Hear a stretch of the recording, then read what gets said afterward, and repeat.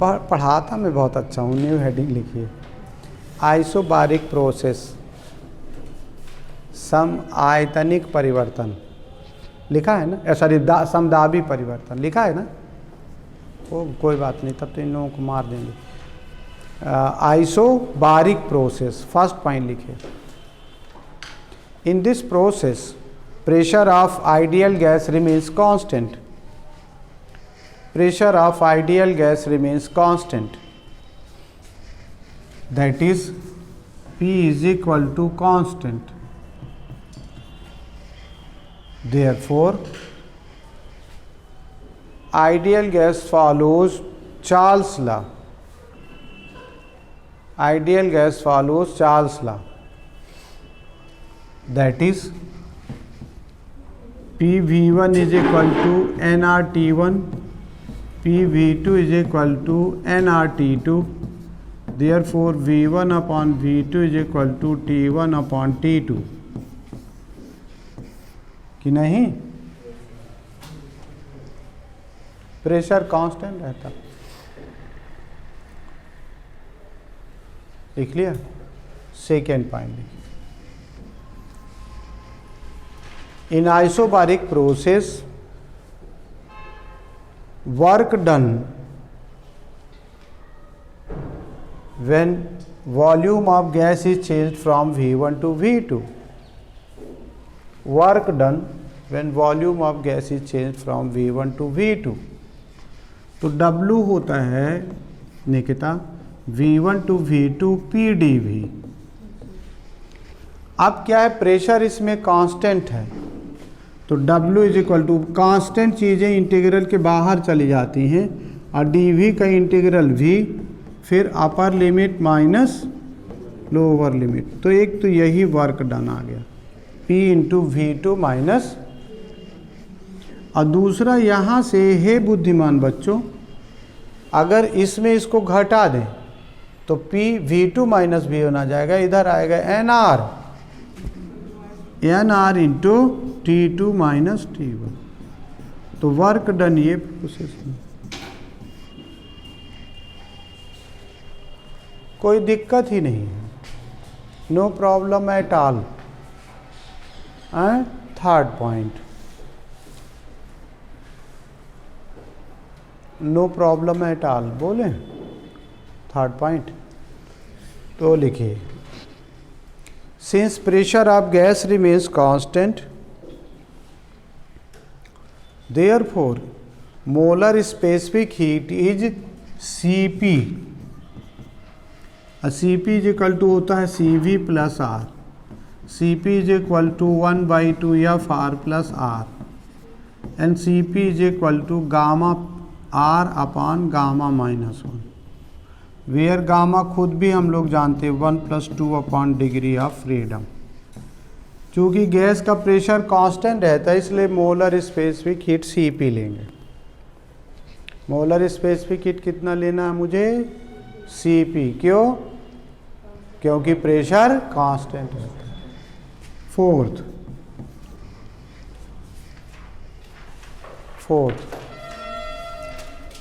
Since pressure remains constant, therefore amount of heat transferred will be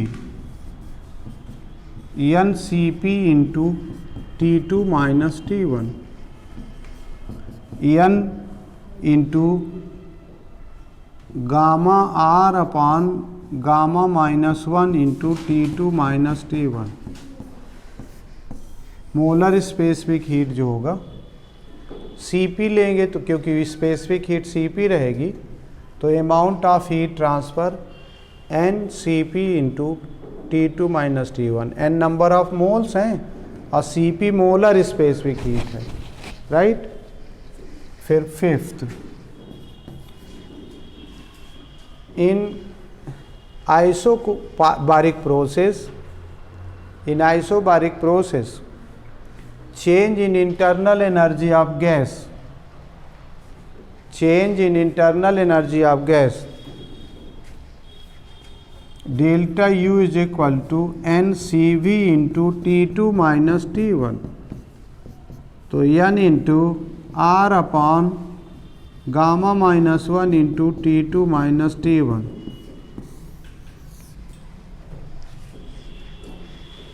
T2 minus T1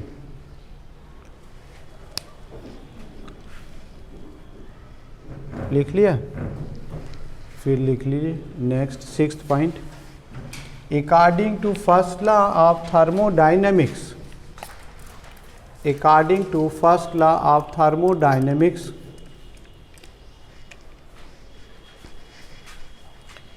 amount of heat given Q is equal to delta U plus W,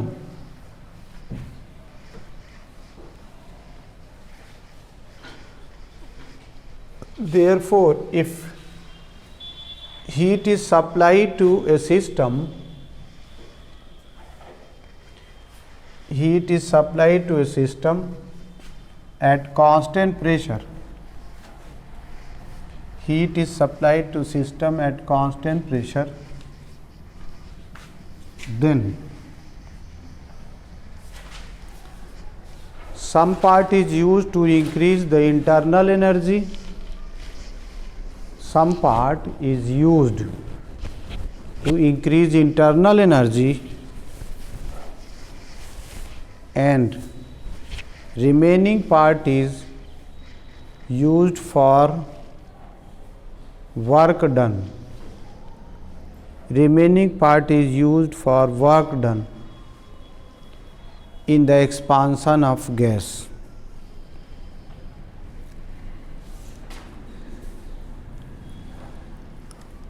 Next point, if ideal gas is taken at constant pressure, ideal gas is taken at constant pressure, then graph between pressure and volume, graph between pressure and volume is a straight line parallel to the volume axis, parallel to volume axis,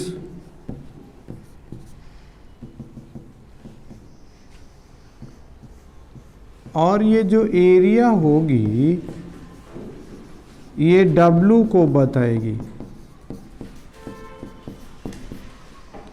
area जो होगी ना वो W को बताएगी।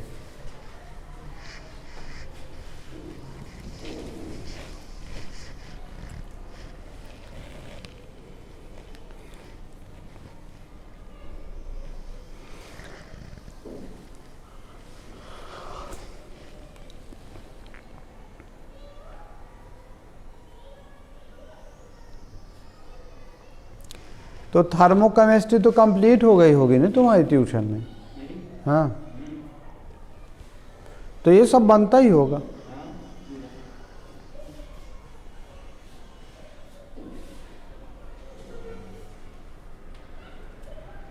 ठीक, ये कर लिया। तो what is Hess law in thermodynamics?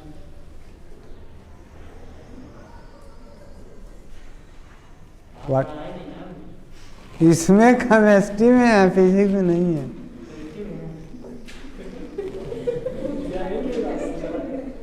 तो बोल तो कुछ कुछ बोल देगा, इसके मुंह बोल सुन लेंगे। आज बसंत पंचमी है। नहीं तो हैसला क्या है?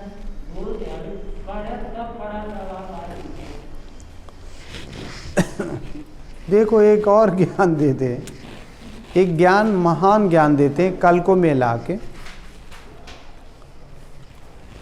कि अगर मान लीजिए बच्चों, अगर P और V के बीच ग्राफ खींचा हो और समझने की कोशिश करें, एक ही स्टेट से चालू करें A, तो कांस्टेंट प्रेशर वाली लाइन ऐसी है, ये आइसोथर्मल लाइन है और ये वाली एडियाबेटिक लाइन है।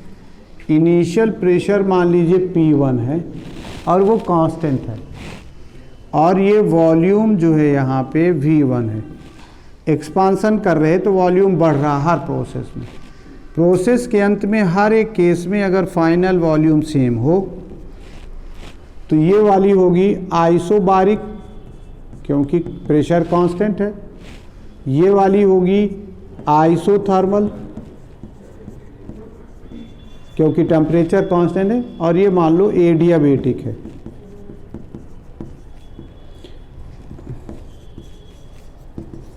ठीक है, इस वाले में P is equal to constant है, इस वाले में T is equal to constant है, और इसमें Q जो है वो ट्रांसफ़र नहीं होता, तो change in delta Q is equal to 0 है। हीट ट्रांसफ़र क्या है? 0। इस वाले में V1 upon V2 is equal to T1 upon T2 लगता है। इस वाले में P1 V1 is equal to, और इसमें लगता है P1 V1 to the power gamma is equal to P2 V2 to the power, ये लगता है। सर ये सर देखिए तो ये वाली एरिया सर सबसे कम है कि नहीं, और ये वाली एरिया थोड़ा बीच में है, और ये वाली एरिया सबसे ज़्यादा है। एरिया ही क्या बताती है? तो अगर इनिशियल और फाइनल वॉल्यूम हर प्रोसेस में सेम है और एक ही स्टेट से स्टार्ट करके एक्सपांसन कर रहे हैं, तो सबसे ज़्यादा वर्क डन किस में है? फिर उसके बाद ज्ञान आया। हाँ तो बनाओ, तब न बोला, बना लो।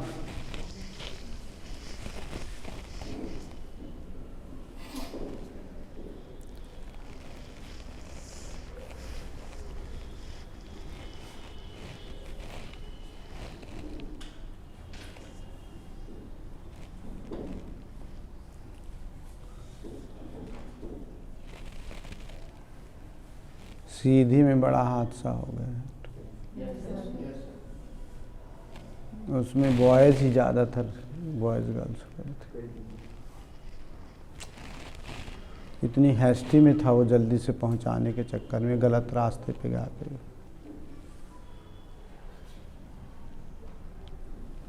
हे भगवान।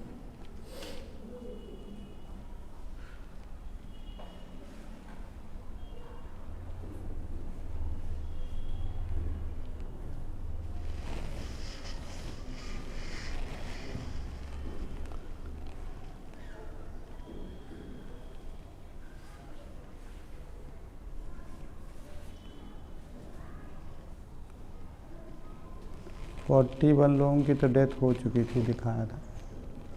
अभी जब हम आए थे 4 बजे आ रहे थे तब देखे,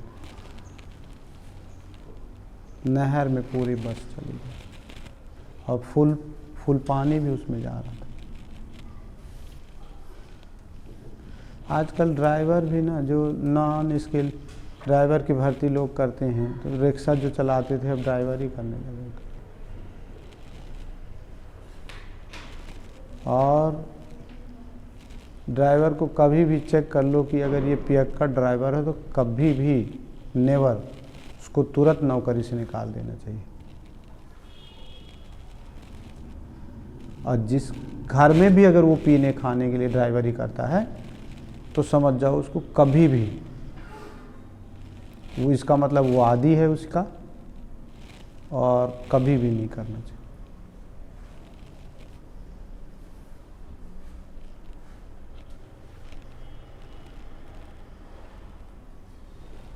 बना लिया।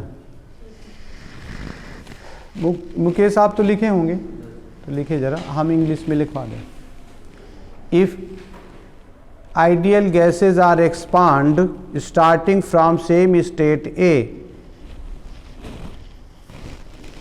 Ideal gases are expanded starting from same state A, and in each process final volume is same. In each process final volume is same. then work done in isobaric expansion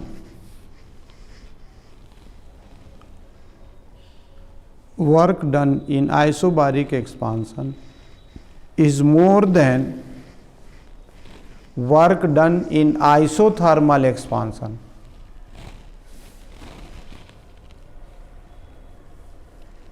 And which is also more than work done in adiabatic expansion,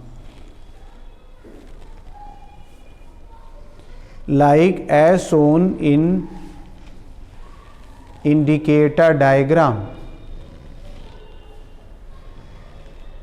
Like as shown in indicator diagram, that is W P is equal to constant is more than W T is equal to constant is more than W adiabatic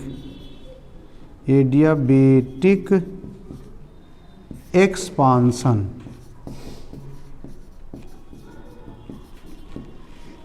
क्या लिखा है सब में? Expansion. समझ गए हैं? अब इसका वो अपोजिट देखो, ध्यान करो समझने को। इसको मिटा दे पूरा।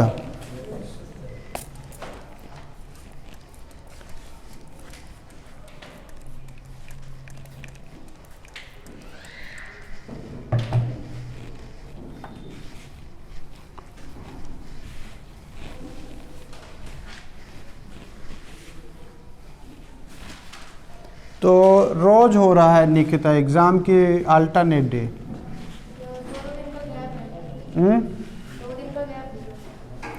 तो मतलब कल हुआ था? अच्छा, अब कब है? बायोलॉजिक। ठीक,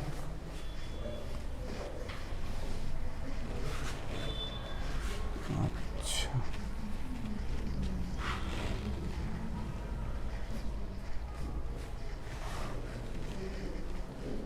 नहीं तो नितिन, डिफरेंशियल तो तुम्हारा कंप्लीट हो गया, लिमिट भी कंप्लीट हो गई। हाँ, तो एक आध क्वेश्चन में पूछ सकता हूँ इसको, हैं? यहीं पे लिमिट तो बन जाती है ना, लिमिट तो बन जाती। देखो जरा, limit x tends to 0 plus x to the power x,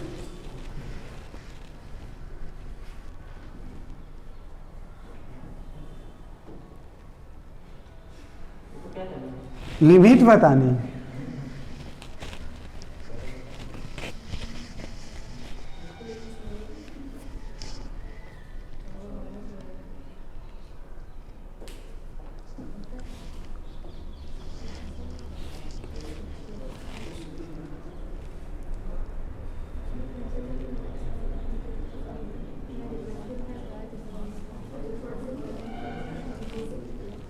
नहीं, आज बसंत पंचमी है ना, आज पढ़ाने के बजाय दूसरा। सौरभ, सौरभ बताओ, सब लोग बताओ भाई। अरे ये बायो वाले बेचारे थोड़ी मुंह बांधे यार, बायो वालों का न फंसाओ, बायो वालों को न फंसाओ।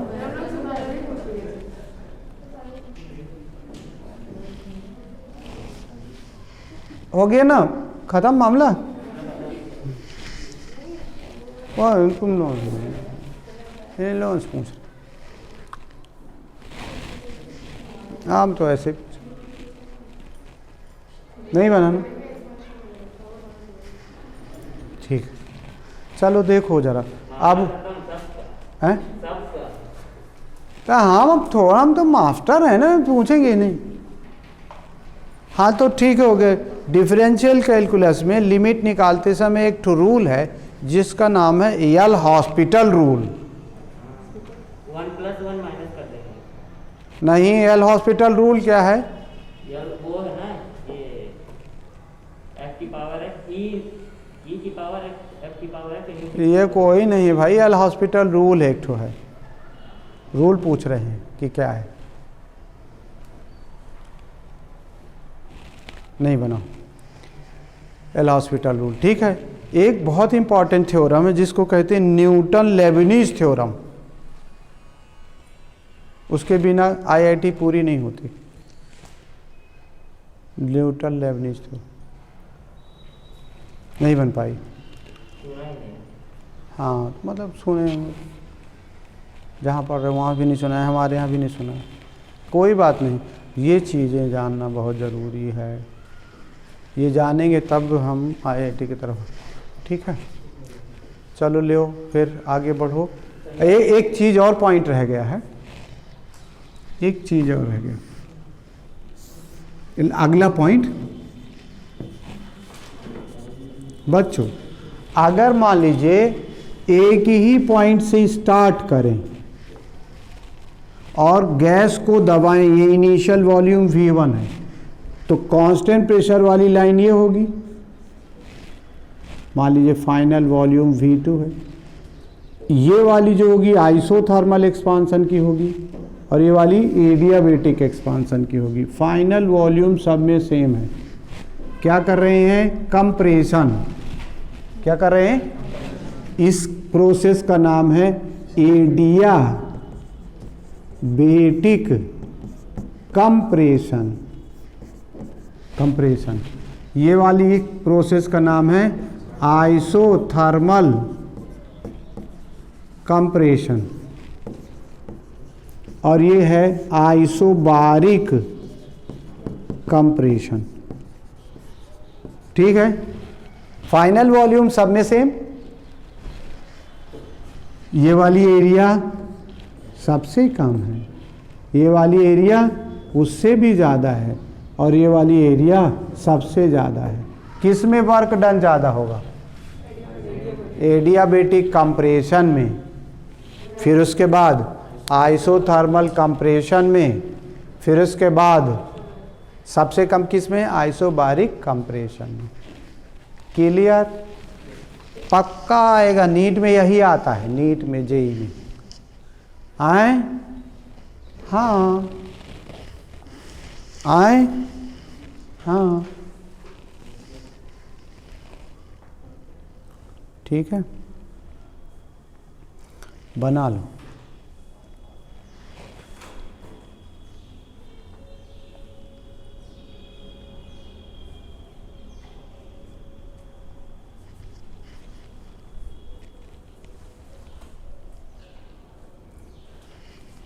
बना लो, बना लिया, बहुत अच्छा। इससे नहीं बन पाया, लड़के से नहीं बन पाया, लिमिट।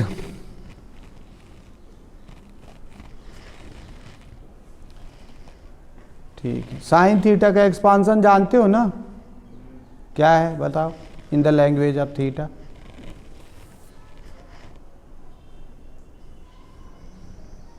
नहीं बन पाया? हो गया, लिखो पहले। इफ बना लिया, सबने बना लिया, लिखे। If gases are compressed starting from the same state, if gases are compressed, English में, हिंदी में बोलना है। यदि गैसों का संपीड़न एक ही स्थान से प्रारंभ करते हैं, if gases are compressed starting from the same state, और सभी प्रक्रमों में अंतिम आयतन समान है, and final volume in all processes is same. सभी प्रक्रमों में अंतिम आयतन समान है, and final volume in all the processes is same, तब रुद्धोष्ण संपीड़न में किया गया कार्य सर्वाधिक होगा। Then work done in adiabatic compression will be maximum. रुद्धोष्ण संपीड़न में किया गया कार्य सर्वाधिक होगा, work done in adiabatic compression will be maximum, जबकि समदाबी संपीड़न में किया गया कार्य न्यूनतम होगा, while work done in isobaric compression will be minimum.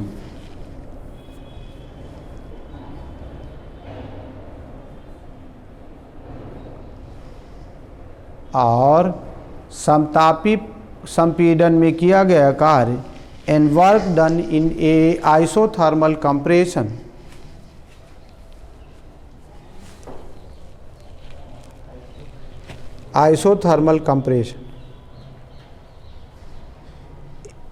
इन दोनों प्रक्रमों के बीच कार्य के मध्य में होगा, will be in between work done in adiabatic and isobaric compressions. इन दोनों प्रक्रमों में कार्य के बीच में होगा, will be in between work done in adiabatic and isobaric compressions.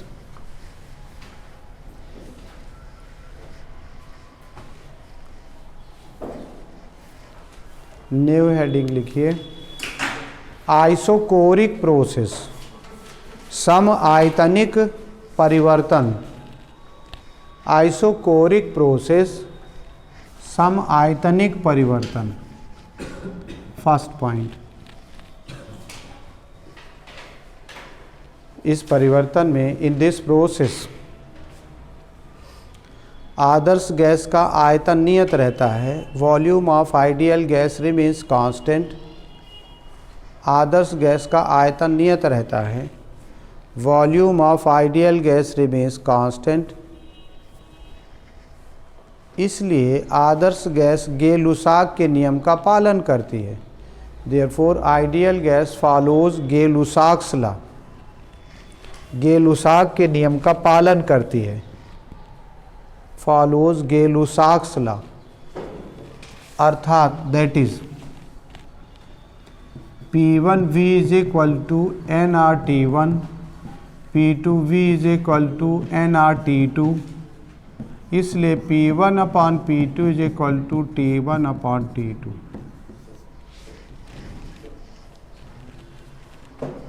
Second point,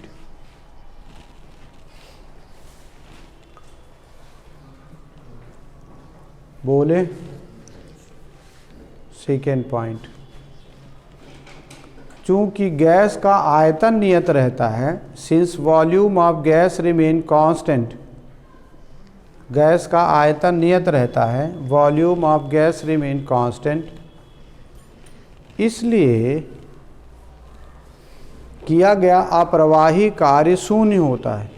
therefore non flow work done is zero.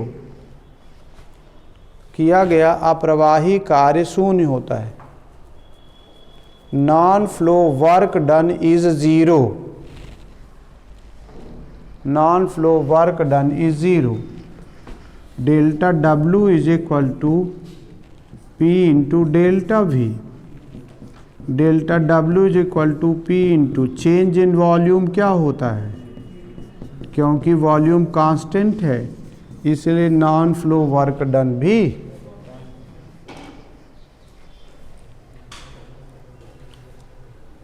Next.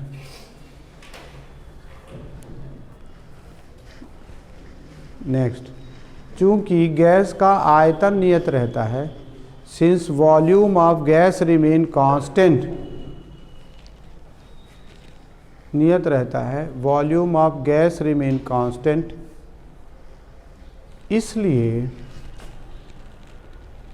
इसलिए विशिष्ट उष्मा CV लेते हैं।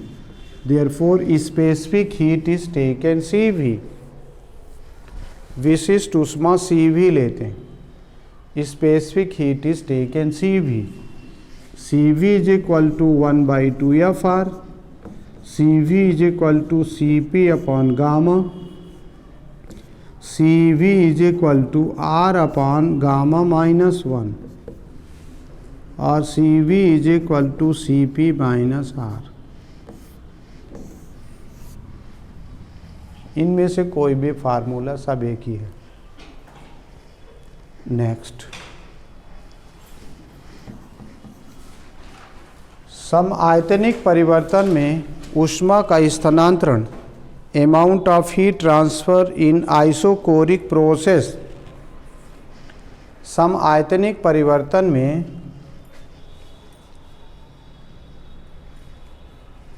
ऊष्मा का स्थानांतरण, amount of heat transferred in isochoric process, Q is equal to N into CV into T final minus T initial, N into R T2 minus T1 upon gamma minus 1।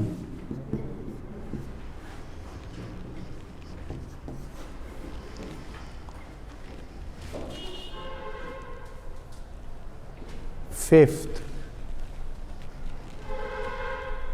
ऊष्मागतिकी के प्रथम नियम के अनुसार according to first law of thermodynamics, ऊष्मागतिकी के प्रथम नियम के अनुसार according to first law of thermodynamics, Q is equal to delta U plus W,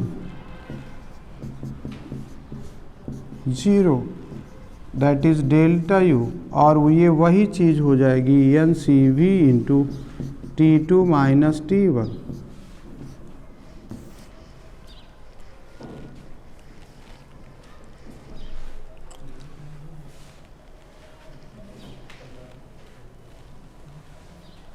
नहीं लिख पाए, ऐसा लिख लिया। नेक्स्ट पॉइंट लिखिए, यदि समआयतनिक परिवर्तन में if in isochoric process P और V के बीच ग्राफ खींचते हैं, graph is done between P and V, P और V के बीच ग्राफ खींचते हैं, graph is done between P and V, तब ग्राफ चित्रानुसार सरल रेखा होती है।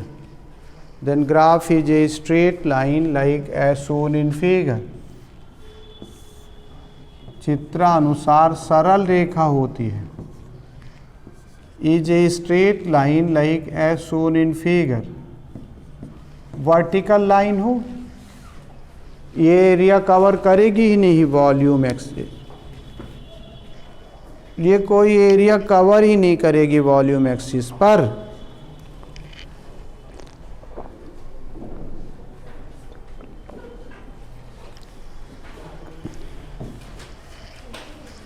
कि नहीं? न्यू हेडिंग लिखिए, चक्री प्रक्रम, साइक्लिक प्रोसेस।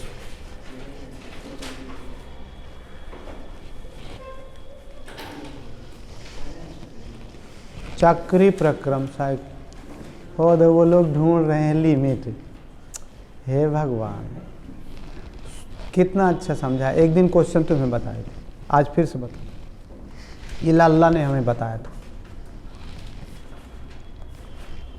JEC का फर्स्ट टॉपर, वो बोला कि पापा जब कोई इंटरव्यू होगा तो वो इंटरव्यू वाले से के बेस पर निर्भर करता है कि वो हमें सेलेक्ट करके भर्ती करना चाहता, नौकरी देना चाहता है कि नहीं देना चाहता।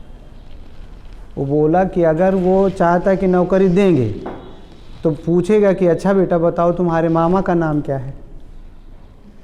और अगर मान लीजिए वो भर्ती नहीं करना चाहता, सर्विस नहीं देना चाहता, तो इंटरव्यू में कहेगा अच्छा बताओ मेरे मामा का नाम क्या है। इसकी लिमिट 1 होती है और राइट हैंड लिमिट बस एग्जिस्ट करती है, लेफ्ट हैंड लिमिट इसकी एग्जिस्ट नहीं करती।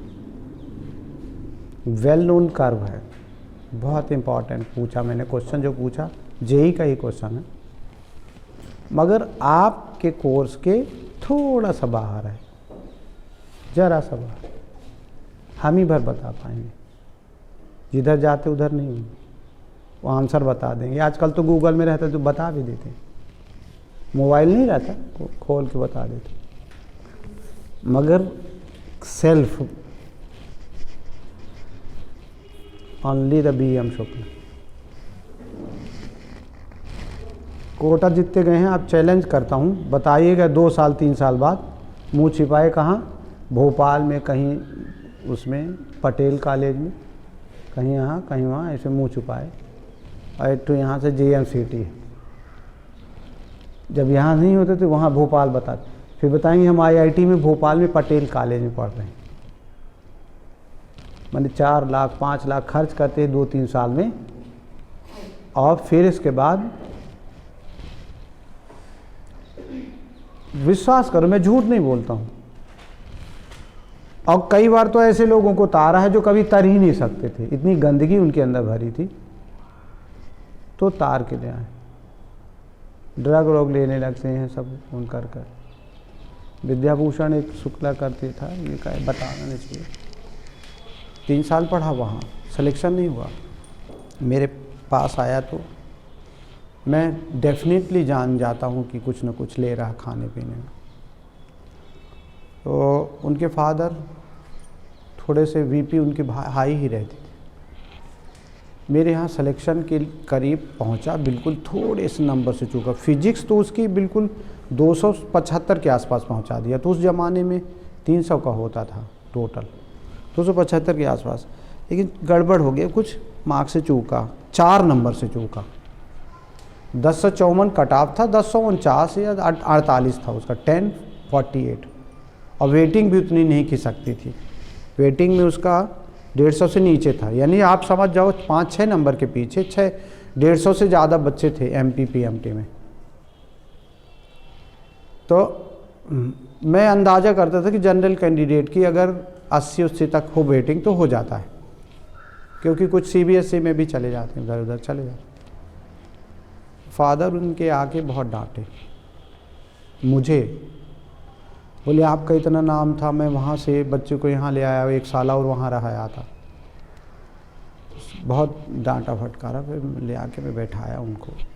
मैंने कहा मैं फिजिक्स भर पढ़ाता हूँ उसको, बॉटनी जूलॉजी नहीं पढ़ाता हूँ, केमिस्ट्री नहीं पढ़ाता हूँ।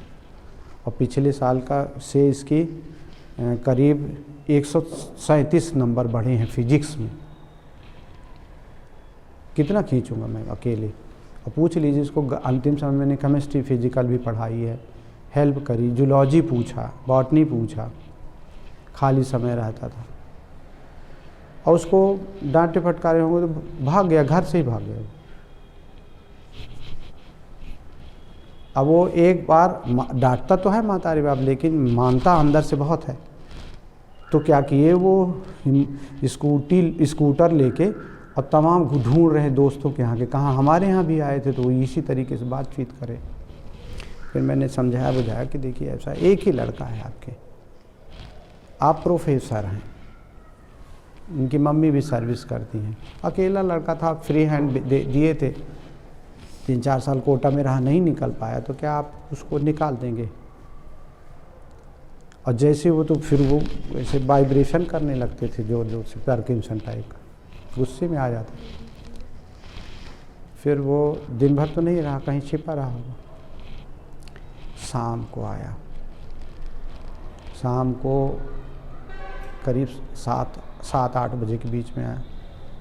क्लास में लेता था उस टाइम 9 बजे तक।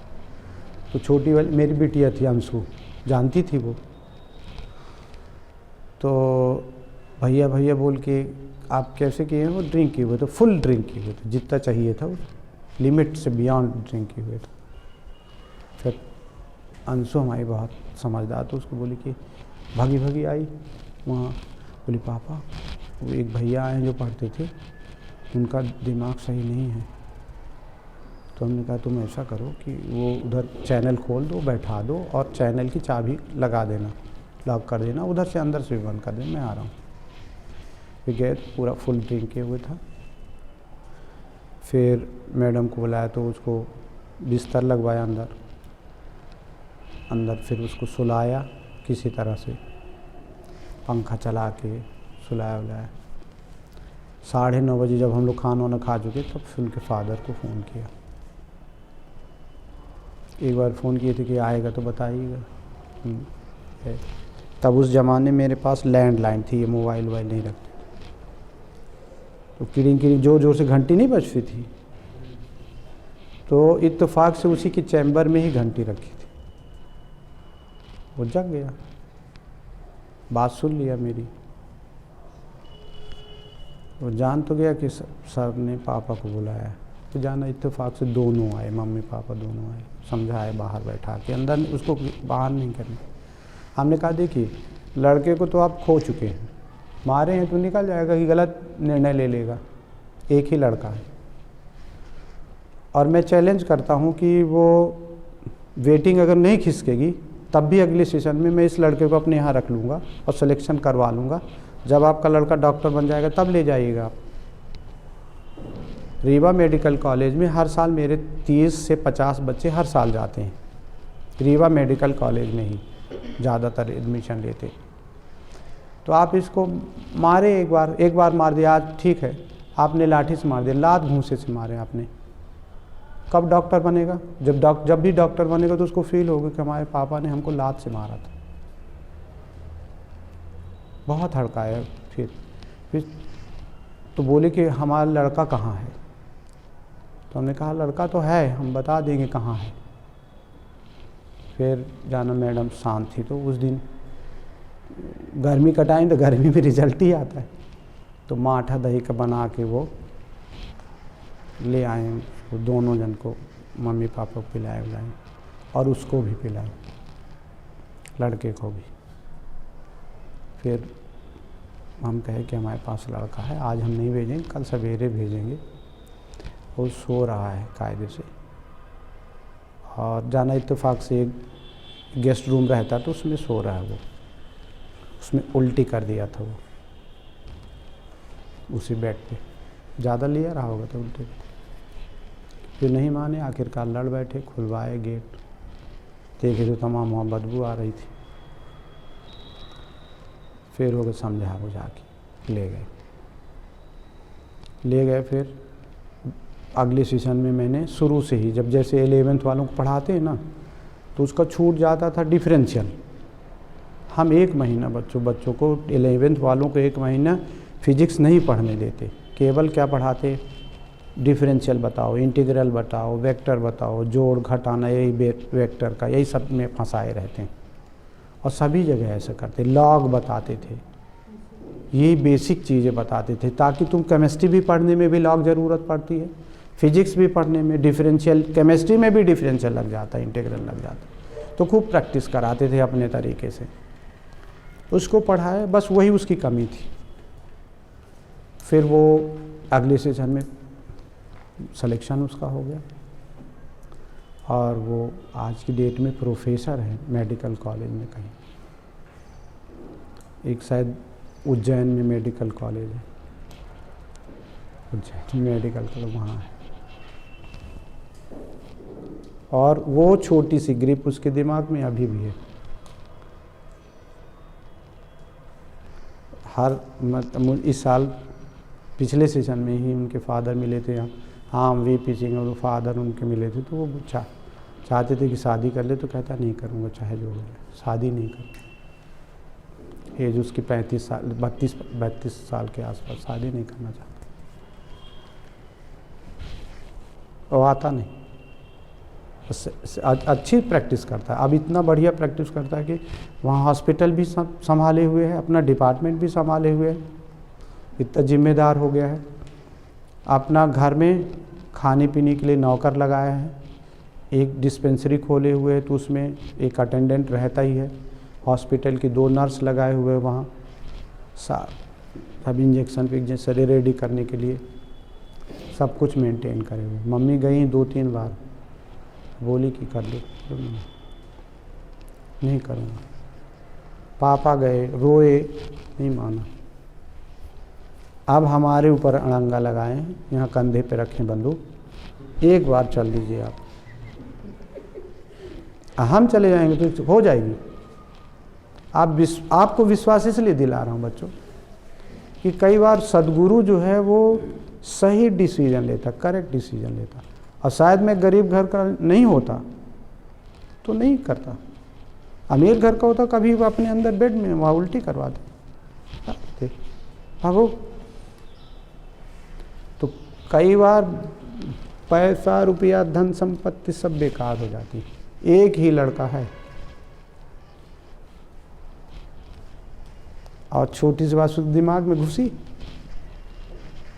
सबका रिस्पेक्ट करो। हम 2-4 लोग हैं, 2 लोग हैं, मान लीजिए मैं ब्राह्मण हूँ, ये विश्वकर्मा है, अब हम इसका रिस्पेक्ट नहीं करेंगे, लड़की तो हमारे पास कभी आएगी? कभी नहीं आएगी। हमारे या हम मैं गोरा हूँ, वो काली है। पेशेंट कब जाता बताइए? पेशेंट को जब पेशेंट जान जाता है कि डॉक्टर बहुत पोलाइट है, बहुत अच्छा है। और कई बार तुम किसी गरीब को अपने अंदर से निकाल के दवाई दे दो, वो गरीब 100 गरीबों को बताएगा कि अरे देखो हम गए थे तो हमारे बच्चे की तबीयत सा लग रहा है कि मर ही जाएगा, पर उसने फिर डॉक्टर ने अपने यहाँ से दवाई दी, वो वाली दवाई लग गई। और असलियत में वो जानता है डॉक्टर की ये वाली दवाई लग जाएगी, उस वाले के पास जाएगा तो दवाई वाला बहुत चीटर है, फर्जी दवाई दे देगा, एक तो सही देगा बाकी फर्जी दे देगा। तो डॉक्टर जानता रहता है।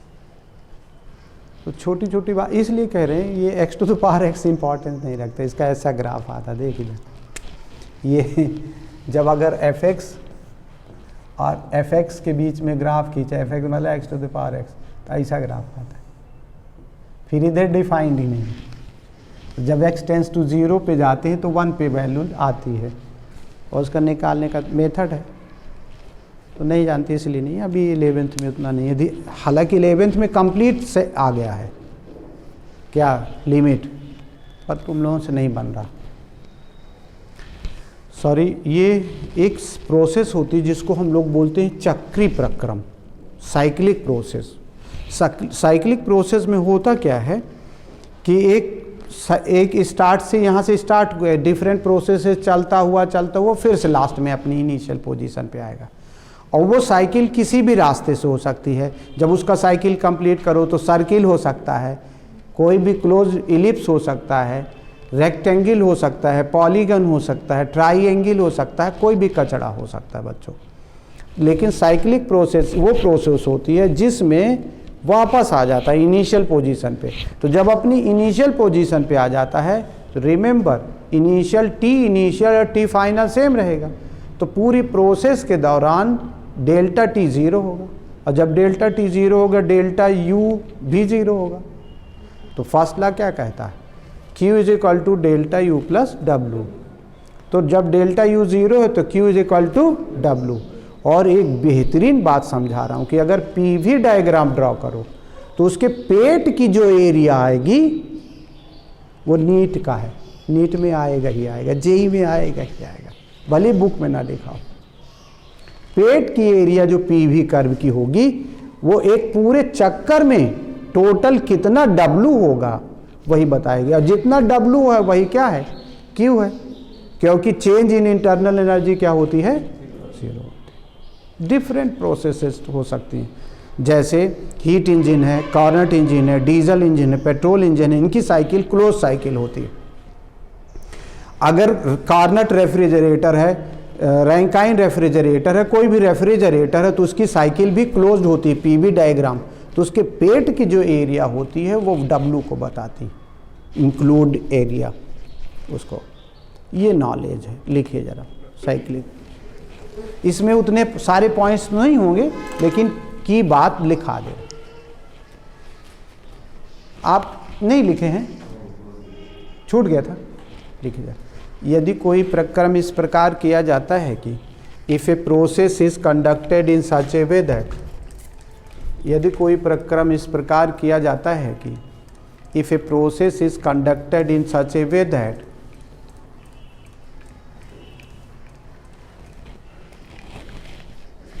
विभिन्न अवस्थाओं से गुजरता हुआ after passing through different states, वह पुनः प्रारंभिक अवस्था में लौटता है। It returns to its initial state, अब पुनः अपनी प्रारंभिक अवस्था में लौटता है। It again returns to its initial state. तब ऐसा प्रक्रम चक्री प्रक्रम कहलाता है। Then such process is called cyclic process. ऐसा प्रक्रम चक्री प्रक्रम कहलाता है। Such process is called cyclic process. इसलिए चक्रीय प्रक्रम में आंतरिक ऊर्जा में परिवर्तन शून्य होता है। Therefore in a cyclic process change in internal energy is zero. चक्रीय प्रक्रम में आंतरिक ऊर्जा में परिवर्तन शून्य होता है। In cyclic process change in internal energy is zero, अर्थात that is delta U equal to zero. इसलिए ऊष्मागतिकी के प्रथम नियम के अनुसार, therefore according to first law of thermodynamics, ऊष्मागतिकी के प्रथम नियम के अनुसार according to first law of thermodynamics, Q is equal to delta U plus W. इसलिए Q is equal to zero plus W, therefore Q is equal to W. लिख लिया। यदि P और V के बीच ग्राफ खींचते हैं, if graph is done between P and V,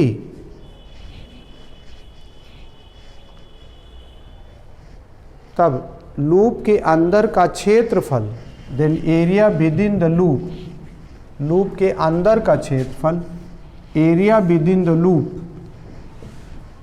एक पूर्ण चक्र में किए गए कार्य को दर्शाता है, represents work done in complete cycle.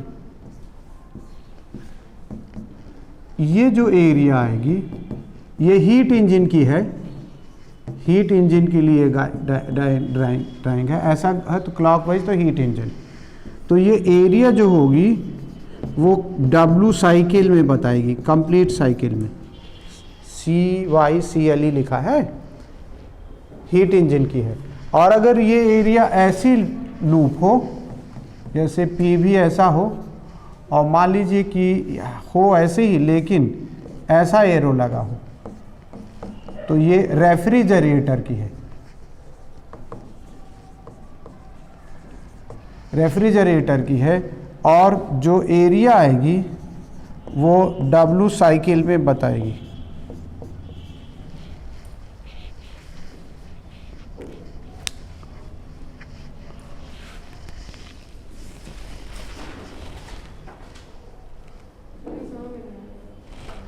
इसमें क्या होता है, ऊपर वाले में सबसे ज़्यादा एरिया ऊपर वाला कर्व कवर करेगा, तो वो वाली एरिया पॉजिटिव लेंगे, और उधर वाले में सबसे पहले वाले निगेटिव लेंगे।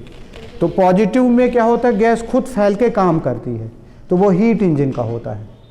कोई ज़रूरी नहीं ऐसे हो, कैसे भी टाइप का हो सकता है। और वो रेफ्रिजरेटर का है, बाहर से काम करना पड़ता है। बाहर का एजेंट जब रेफ्रिजरेटर में गैस को कंप्रेस करता है, तब वो लो टेम्परेचर वाली बॉडी से हाई टेम्परेचर वाली बॉडी की तरफ हीट एब्जॉर्ब करके रिजेक्ट करता है। बताऊंगा ये दोनों हीट इंजन, ये दोनों बातें बताऊंगा आगे चल के सेकेंड लॉ ऑफ थर्मोडायनामिक्स में। जस्ट इसके बाद सेकेंड लॉ ही है। थोड़ा सा मेहनत कर दो तुम लोग, जो हेल्प चाहिए वो कर देंगे। मालूम क्या है, सब अच्छी किताबें यहीं मार्केट में मिलती हैं, थोड़ा इन्वेस्ट करने की ज़रूरत है। सारे जितने भी कंट्री की कोचिंग संस्थान उनके नोट्स यहीं मिल जाते हैं, और 10-20 हज़ार में सारे मिल जाते तो लाखों रुपए इन्वेस्ट करने की ज़रूरत नहीं है। वहाँ जाके चावल दाल रोटी सब्जी खाने की ज़रूरत नहीं है। बस सेल्फ स्टडी करो, कोई क्वेश्चन नहीं बनेगा, मैं बैठा हूँ। और अगर उस पूरे मटेरियल को पढ़ना चाहते तो अलग से ट्यूशन मेरे से लगवा लो, मैं लगा दूँगा अपना खुद का। आपको चाहिए कि भाई हमको एलन का पूरा मटेरियल समझा दो, तो मैं समझा दूँगा। मोशन का चाहिए, दुनिया का कोई कचड़ा चाहिए, उससे भी बढ़िया मैं पढ़ाता हूँ सवेरे के टाइम में, लोग जानते हैं। तो अकेले में खुद ही बहुत सारी तमाम जितनी भी हैं कोचिंग संस्थान, आकाश में, फेड जी है, सबका मैं बता दूंगा। तो इसलिए अनावश्यक पेरेंटिंग छोड़ के चले जा रहे हैं। पेरेंटिंग समझते हो ना, माता पिता के साथ में रह कर के जो शिक्षाएं मिलती हैं वो कहीं नहीं मिलती। हो सकता है तुम स्मार्ट हो जाओ, बाल कटाना सीख लो, अद्धा कपड़ा पहनना सीख लो, इस पैसा दे तो साफ़ सुथरा कपड़ा, लेकिन धीरे धीरे जो असलियत नॉलेज है वो धीरे धीरे चला जाता है। कल मिलेंगे, कल बताएं।